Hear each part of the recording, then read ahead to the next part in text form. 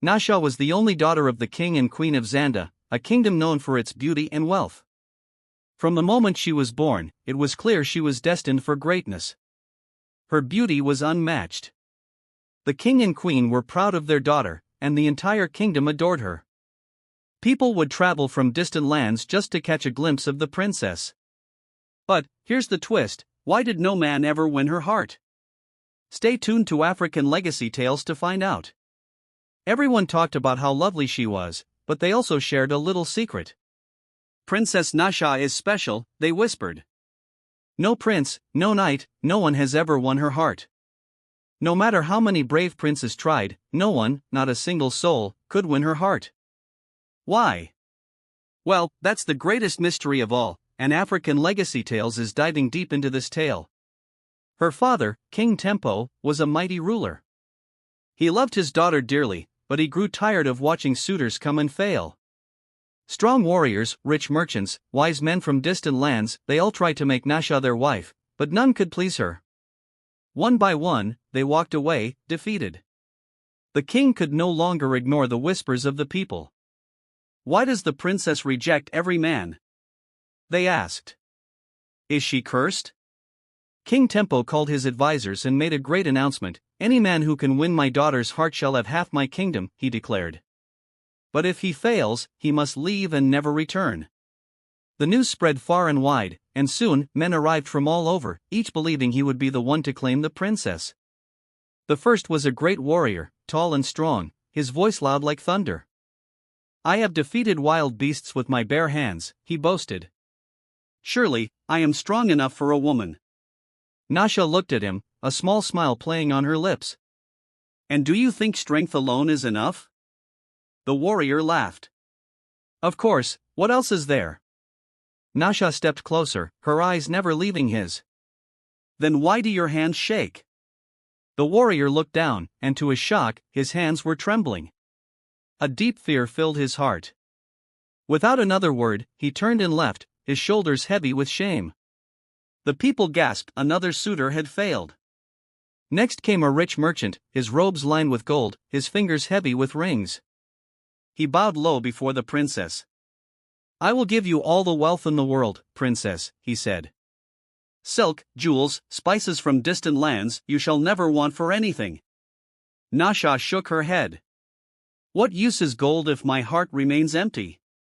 The merchant opened his mouth, but he had no answer. He knew he had already lost.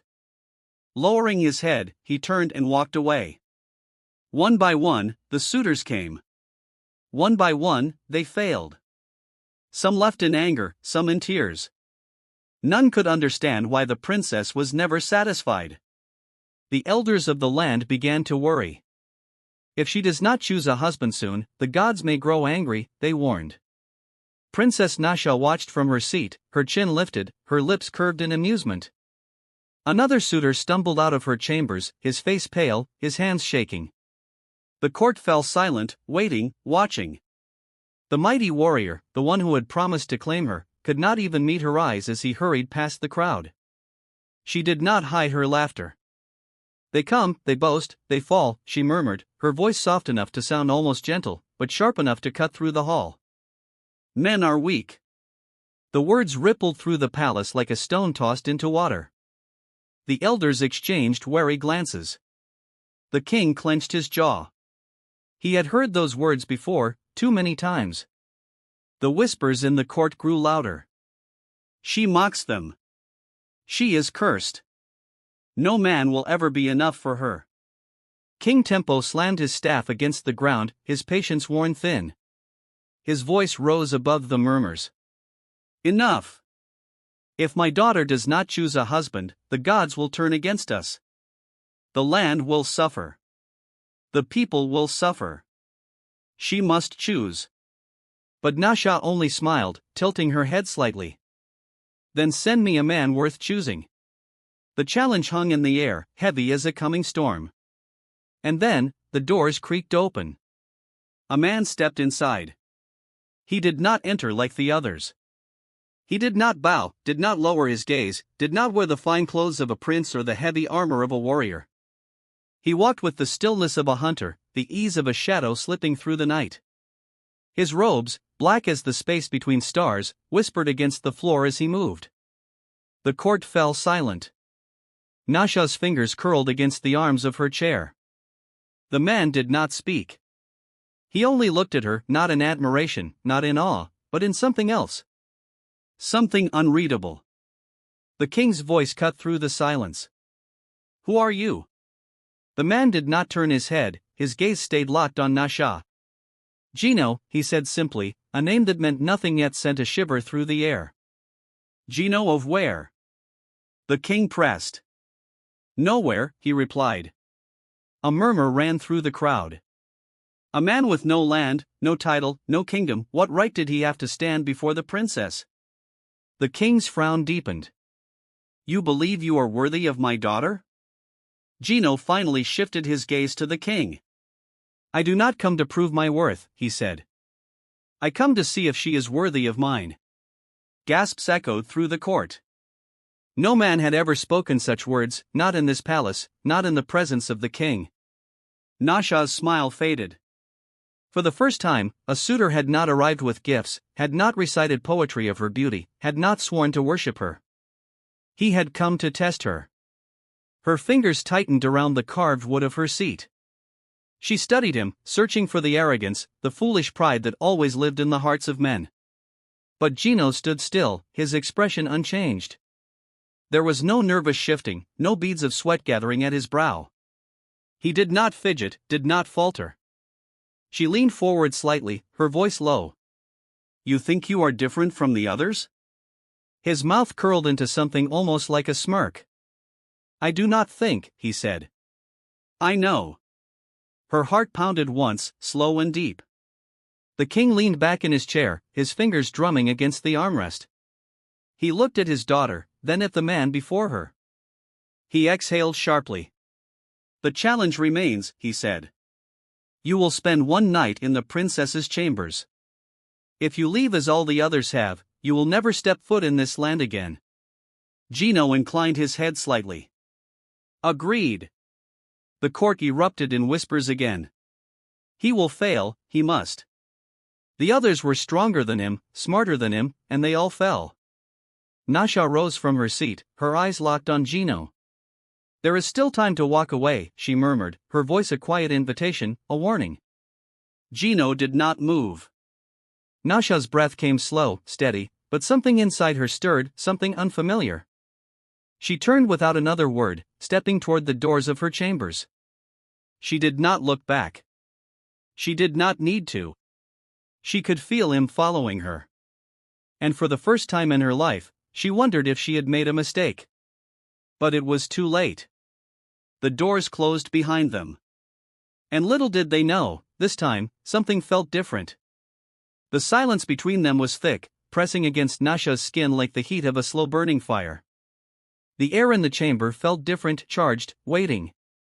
Every man before Gino had rushed to prove themselves, had fallen over their own pride, had cracked beneath the weight of her gaze. But he did nothing. Nasha was not used to stillness. She lifted her chin, letting a small smirk curl on her lips. "You hesitate?" Gino said nothing. His eyes, dark as the night sky, never left hers. She crossed her arms, tilting her head slightly.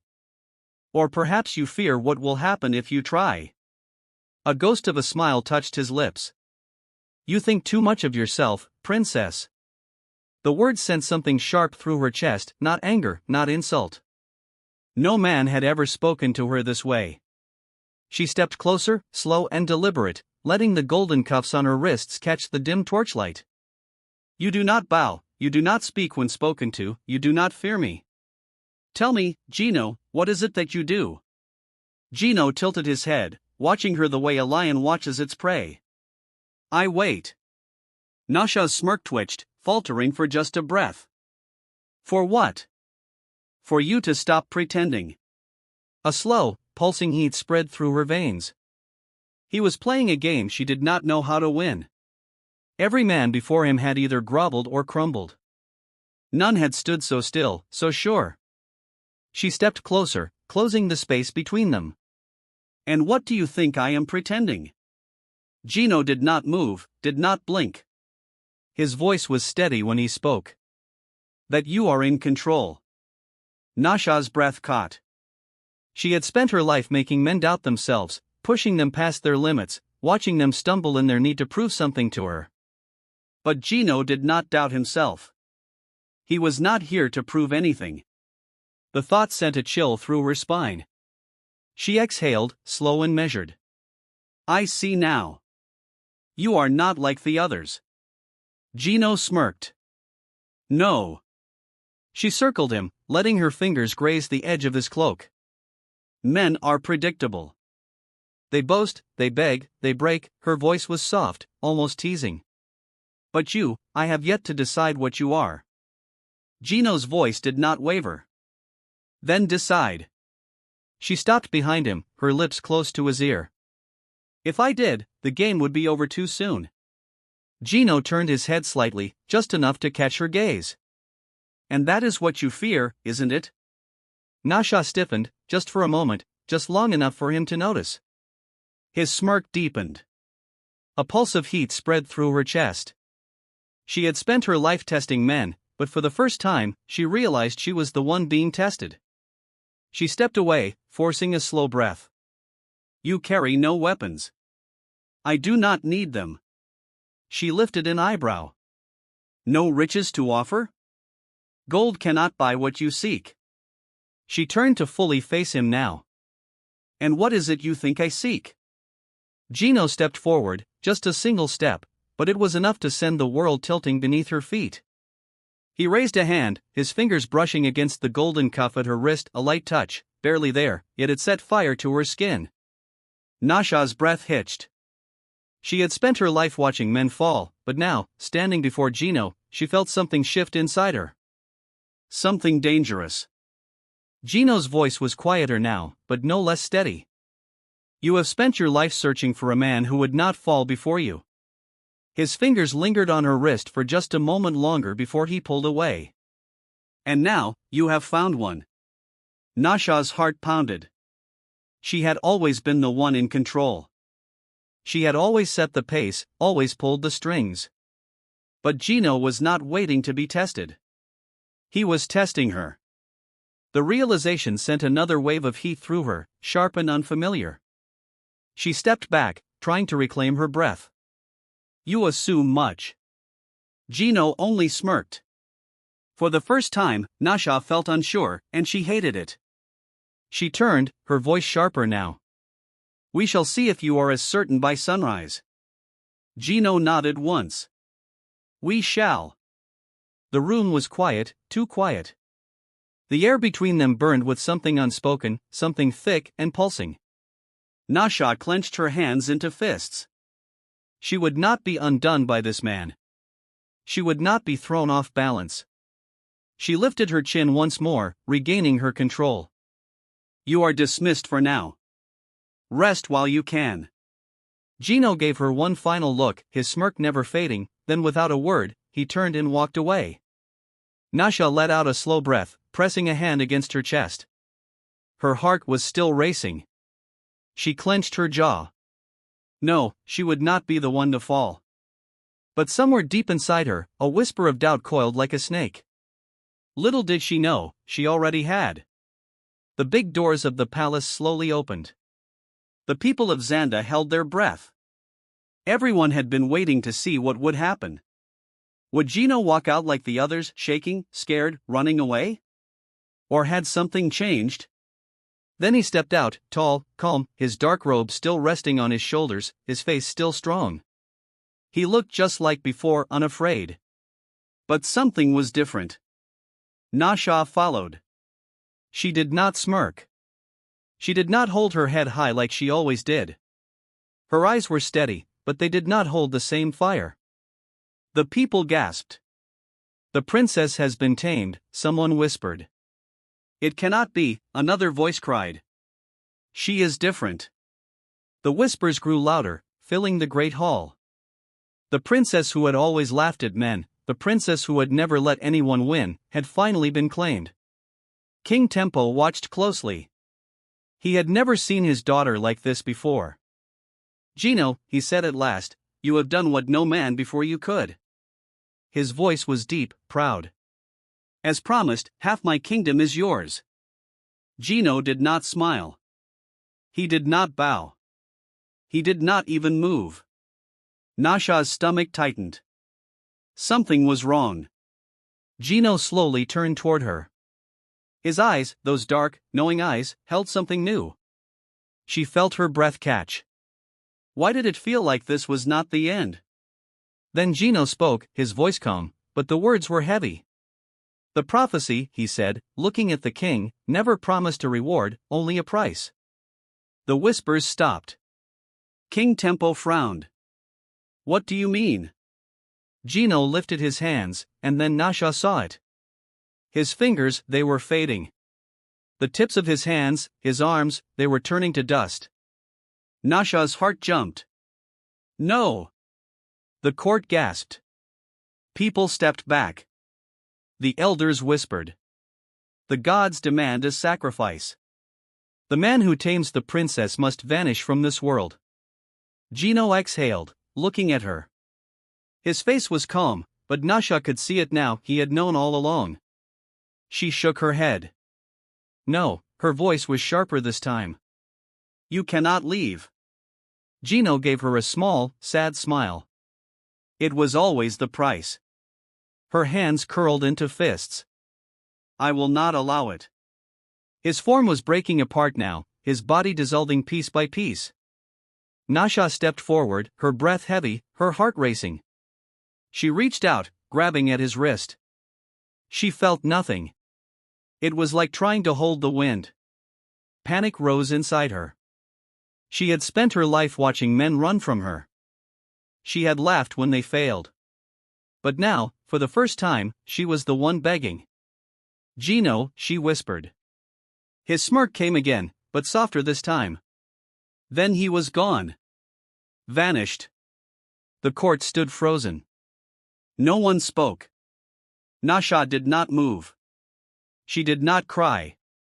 She did not fall to her knees. But inside, something cracked, something deep, something she could not fix. The days passed, then the weeks, then the months. The kingdom went back to normal. The people talked of Gino like a legend, a story to tell their children. But Nasha was not the same. She walked through the halls like a ghost.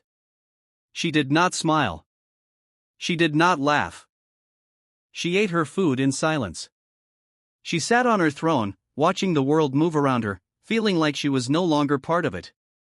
She had spent her life untouched, untamed, unclaimed. Now she knew what it was like to love. And worse, what it was like to lose. At night, when the palace was quiet, she sat in the place where Gino had stood. She touched the air where he had been, remembering the sound of his voice, the steadiness of his eyes. And then, one night, when the wind rushed through the palace, she heard it. A whisper. Did you not say men were weak? Her breath caught. She turned sharply, looked around. The halls were empty. She was alone. Yet, deep inside, she knew. Gino was gone, but the gods had not let him go completely. Perhaps this was their final curse. They had given her what she longed for, then they had taken it away. What do you think of Nasha's story? Do you think she is really cursed, or is she just sad? Do you think Gino is still with her, or is he gone for good? Would you keep trying to hold on to something if it kept slipping away? Tell us what you think in the comments below. Don't forget to like and share if you enjoyed this story from African Legacy Tales.